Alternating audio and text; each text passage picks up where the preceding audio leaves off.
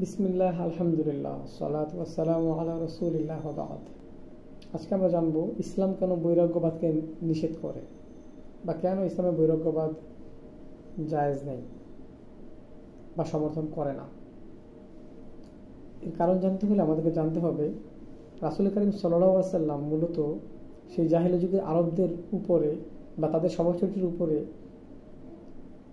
কি প্রভাব খাটিয়েছিলেন বা কিভাবে তাদের স্বভাবচরিত্রের কোন দিকটি পরিবর্তন করেছিলেন।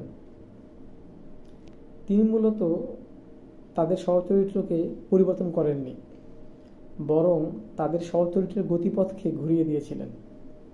যেমন আরবরা ছিল বীর বাহাদুর এবং যুদ্ধপ্রিয়।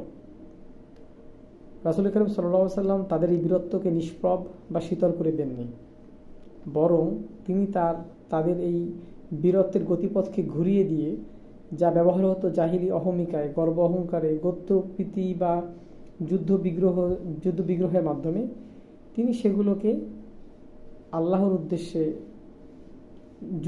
যুদ্ধ করার জন্য তিনি এটাকে পরিবর্তন করে দিয়েছিলেন। অর্থাৎ আরবরা যে গোত্রপ্রীতির কারণে যে যুদ্ধগুলো করত, তিনি সেগুলোকে নিষেধ করে তাদের এই বীরত্বকে কাজে লেগিয়েছিলেন ইসলামের পক্ষে। ইসলামের মূল মন্ত্রও এটাই। ইসলাম মানুষের স্বভাব চরিত্রের সহজাত বৈশিষ্ট্যগুলোকে অন্যায় থেকে ঘুরিয়ে ন্যায়ের দিকে পরিচালিত করে। যেমন ধরুন, নারী বা মেয়েদের সাথে সাহচর্য, এটা মানুষের বা পুরুষদের জন্য প্রিয়, এটা তাদের স্বভাবজাত বৈশিষ্ট্য।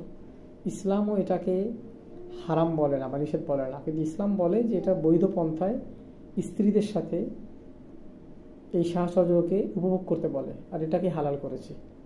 আর ঠিক এ কারণেই ইসলামে বৈরাগ্যবাদ নিষেধ।